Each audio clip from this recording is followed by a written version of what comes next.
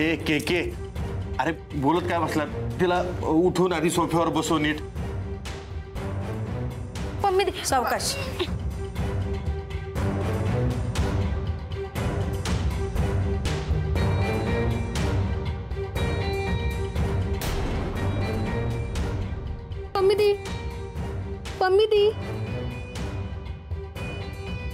पम्मी दी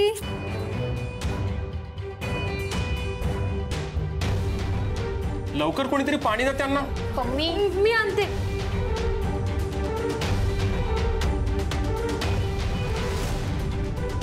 ते काल दिवसभर पम्मी दी शूट करत होत्या ना, आणि त्यानंतर प्रवास, म्हणून त्यांना भोळ आली असावी.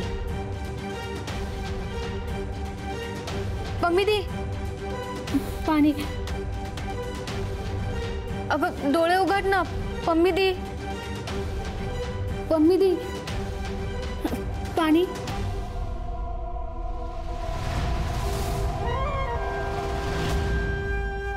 बरं वाटतंय का आता?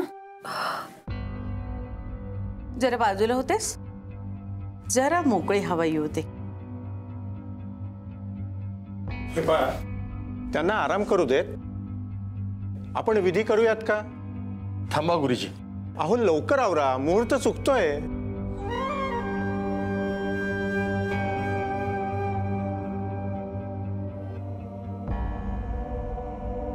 पम्मी काय झालं?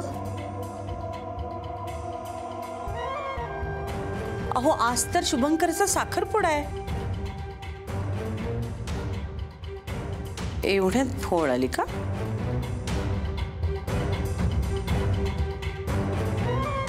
अजून लग्नही व्हायचंय, बरेच दिवस आहे. तेव्हा तर दात खिळीच बसेल.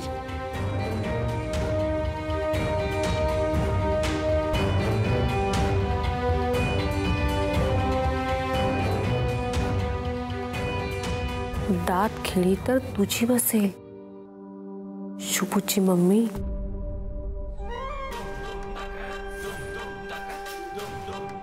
पम्मी म्हणतात मला. काय? Pammi. Where is Pammi? There is no कम्मी.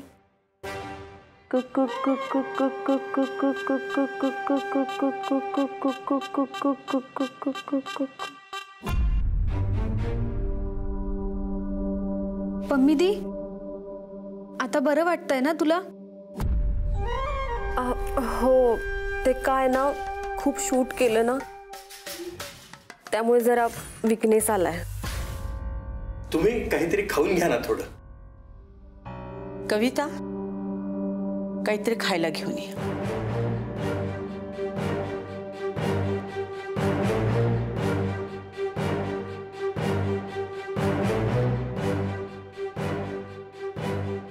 चला लवकर, नाहीतर मुहूर्त निघून जाईल.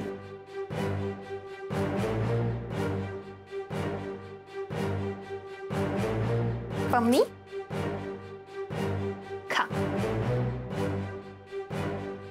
गुरुजी चला विधी सुरू करूया. ठीक आहे, चला तर मग अंगठ्या आणा. कविता अंगठ्या आणून दे. हो आई, ते गडबडीत ताट उचलायचं राहिलं, मी उचलते.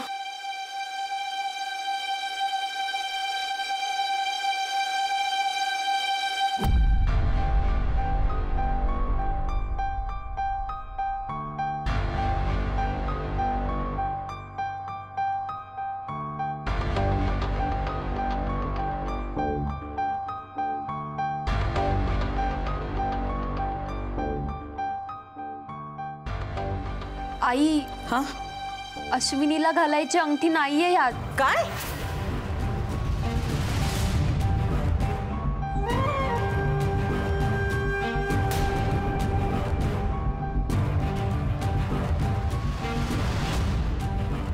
पण तू आणली होतीस मागाशी. हो आणली होती, पण के भाऊजींचा धक्का लागला आणि ताट पडलं.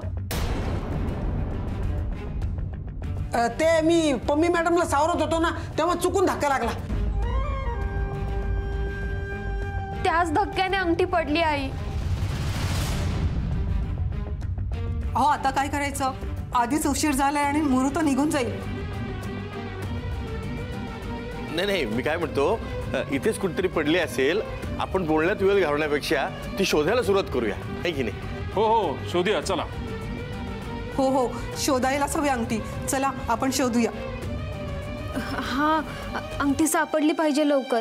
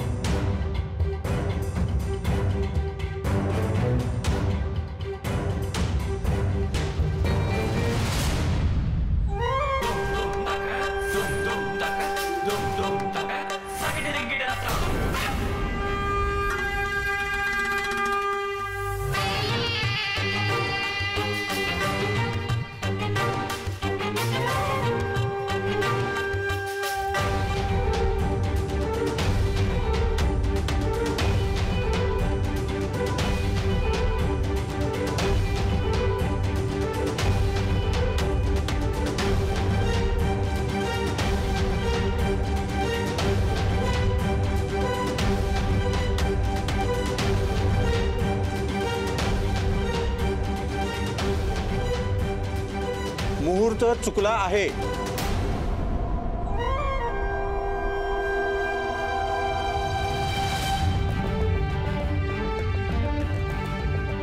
अहो आता काय करायचं? आता लग्नाच्या मुहूर्तावर अंगठ्या घाला आणि तेव्हाच करा साखरपुडा.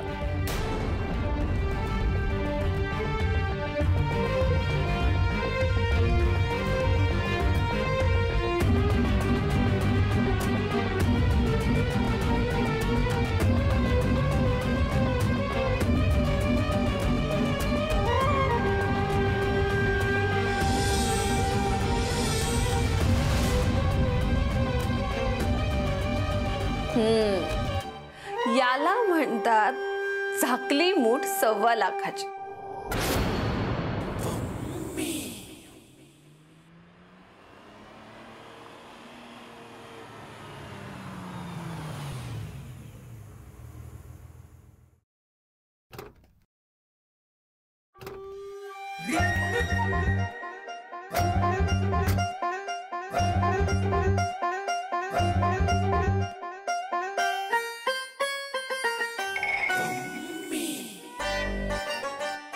काय झालं पम्मीदी?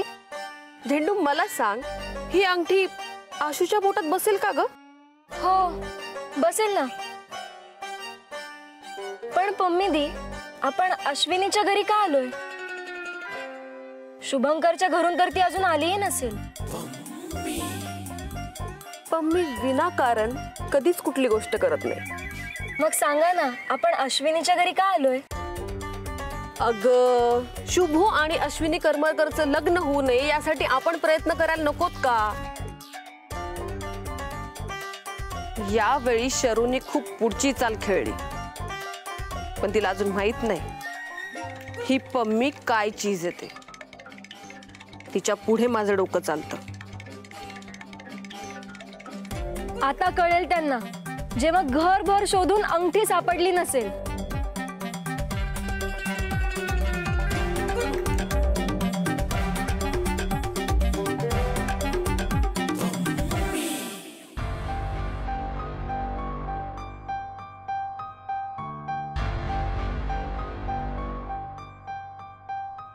शारदा, सगळीकडे शोधून झाली अंगठी, कुठं सापडतच नाही.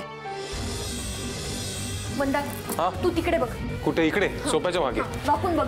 इकडे नाहीये, मगाशी पाहिलं होतं ना आपण. कविता दिसतीये का? नाही, इथे नाहीये कुठे. लोडचं तिथे बघितलं, वरती तिथे उडाली असेल. तू तिकडे बघ, टेबल खाली बघ परत. इकडे पण नाहीये कुठेच. ह्या कोपऱ्यात पाहिलंस का? बस करा.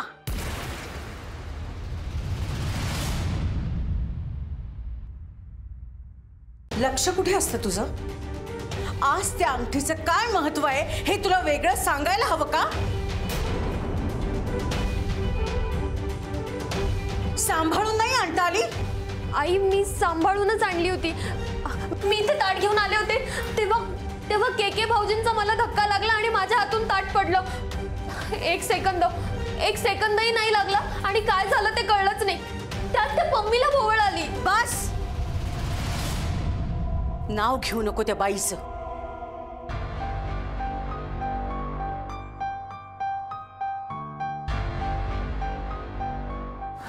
यांनीच तिला इथे बोलवलं. आता तिचं नाव घेतल्यावर का पित्त खवळतंय. आई, तुम्हाला खरंच असं वाटतंय का हे सगळं माझ्यामुळे झालंय? तुम्हाला जर असं वाटत असेल ना, हवं तर मी पाया पड. नाटक करू नकोस. आई, मी काय म्हणते, मी आत्ताच्या आत्ता जाऊन नवीन अंगठी घेऊन येते. आपण परत सगळ्यांना बोलवूया आणि आत्ता साखरपुडा उरकून टाकू. वेळ निघून गेली आता गुरुजी विधी करणार नाहीत. पण लग्नाच्या दिवशी होईलच ना साखरपुडा.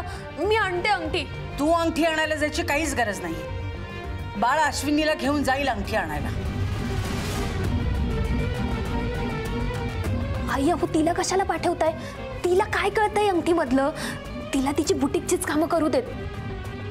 कविता, बाळ अश्विनी करमरकर बरोबर जाईल अंगठी आणायला.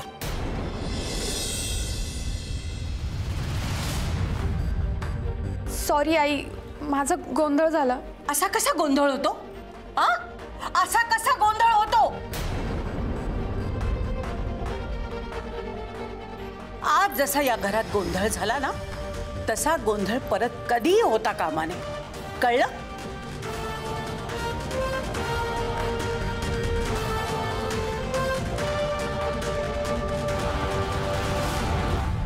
आत्ते, तुला काय सांगू अगं, त्या शुभूच्या साखरपुड्यात सगळा गोंधळ. ती अंगठी काय हरवली, तो मुहूर्त काय चुकला, सगळा नुसता गोंधळच बघ. हो की नाही ग झेंडू? हो. आणि त्यात तुझी लेक, माझी लाडकी बहीण सगळ्यांची कामं करत होती. कोणाला पाणी दे, कोणाला अमुक दे, कोणाला तमुक दे. मला तर ना हे सगळं बघून सहनच झालं नाही बघ.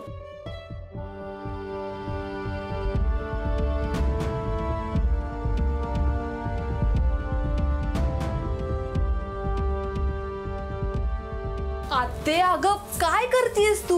मी तुला सांगतेय.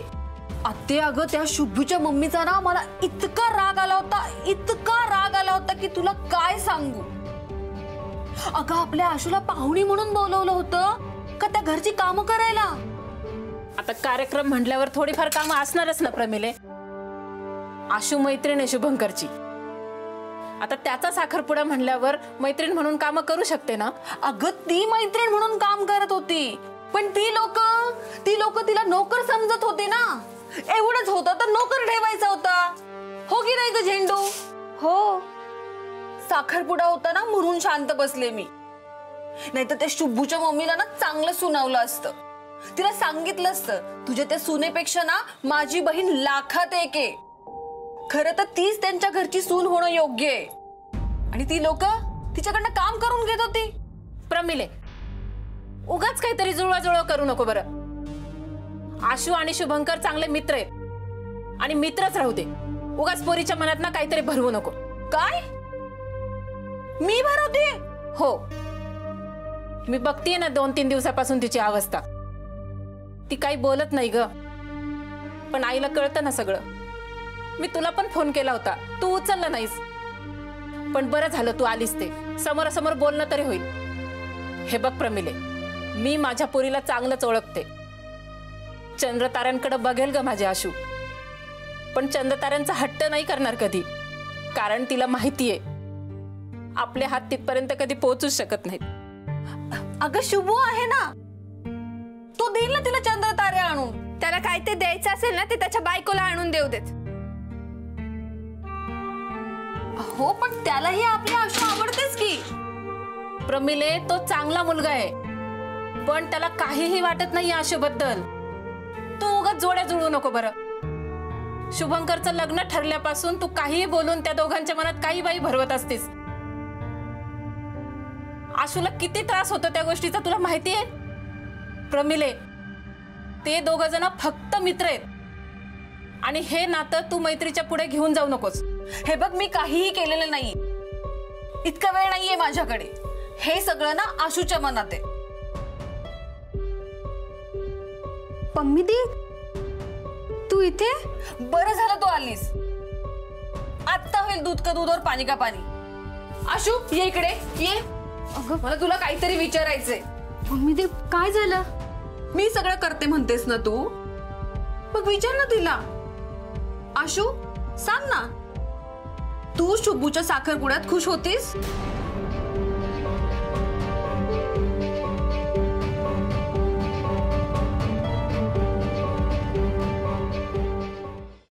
बोल ना आशू.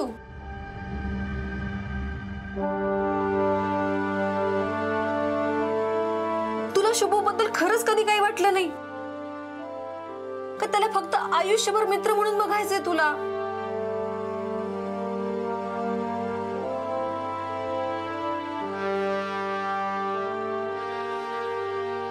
बास कर प्रमिले, काही बोलू नको. जर काही असतं तर तिने सांगितलं नसतं का? अगं, काहीतरी आहे म्हणून ती शांत आहे. का कळत नाहीये तुला? आशू, अगं बोल काहीतरी. प्रमिले, असं काही नाहीये. तू उगाच काही बोलू नकोस. उगाच? मी उगाच काहीतरी बोलते? काहीतरी आहे म्हणून बोलतेय मी. हे जर सगळं तुम्हाला खोटं वाटत असेल ना, तर या घरात मी पुन्हा पाऊल टाकणार नाही. येते मी. पम्मी दी, अगं ए, जाऊ दे त्या पम्मीला. घरात पाऊल नाही टाकणार म्हणे. 2 दिवसात येईल बघ परत बरोबर. अगं ताईडे, ती रागवली आहे, तिला थांबवायला पाहिजे. पम्मी दी, पम्मी दी, पम्मी दी, पम्मी दी, पम्मी दी, पम्मी दी, ऐक ना. अगं रागव नको ना, आणि परत घरात पाऊल ठेवणार नाही असं पण बोलू नको. पम्मी दी, आजवर ना तू खूप केलंय ग माझ्यासाठी. मी जे 4 पैसे कमवते ना ग, फक्त तुझ्यामुळे. पम्मी दी, आणि मला इतका चांगला मित्र मिळालाय, याला एक कारण तू पण आहेस. मग मला खरं का सांगत नाहीयेस तू? शुभूच्या मनात तुझ्याबद्दल काय आहे आणि काय नाहीये ते का कॉइन उडवून ठरवणार आहेस हे सगळं? हे बघ आशू, मी हे सगळं फक्त आणि फक्त तुझ्या चांगल्यासाठी करतेय. अगं, मला कोणाचे हे आरोप ओढवून घ्यायचे नाहीयेत. किमान आता तरी सांग, तुझ्या मनात शुभू बद्दल काय आहे ते? तुला आवडतो की नाही तो?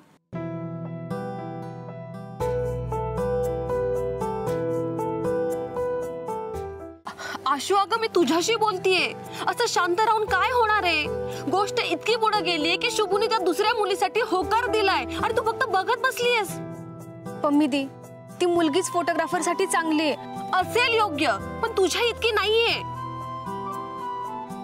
अगं, मी फक्त मैत्रीण आहे त्यांची. तू जर त्याची चांगली मैत्रीण असशील तर चांगली बायको का नाही होऊ शकत?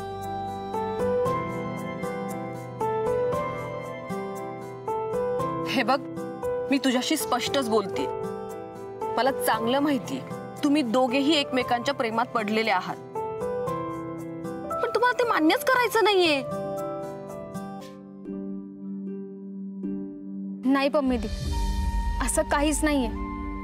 अगं पम्मी दी, फोटोग्राफर प्रोफेसर आहेत आणि मी जेमतेम शिकले ग, तेही 10वीच. पम्मी दी, ती अश्विनी आहे ना, खूप शिकली आहे आणि ती पुढे पण शिकणार आहे. मी त्या अश्विनीची जागा कधीच घेऊ शकणार नाही आणि मी फोटोग्राफर साठी योग्य नाहीये. ती अश्विनीच फोटोग्राफर साठी योग्य आहे. अगं, असं तुला वाटतं, पण शुभूने हे कधी जाहीरपणे मान्य केलंय का की ती मुलगी त्याला आवडते? अगं, तू त्याच्या सगळ्यात जवळची मैत्रीण आहे. किमान तुला तरी कधी त्याने सांगितलंय का? सांग ना. हे बघ, मला सांग, शुभू या लग्नाने खुश असणार आहे का? आशू, तुला या सगळ्या गोष्टींचा विचार करावासा नाही वाटत का? आणि तुला जर हे सगळे प्रश्न पडत असतील ना, तर जा विचार शुभूला. तोच तुझ्या प्रश्नांची उत्तरं देऊ शकतो.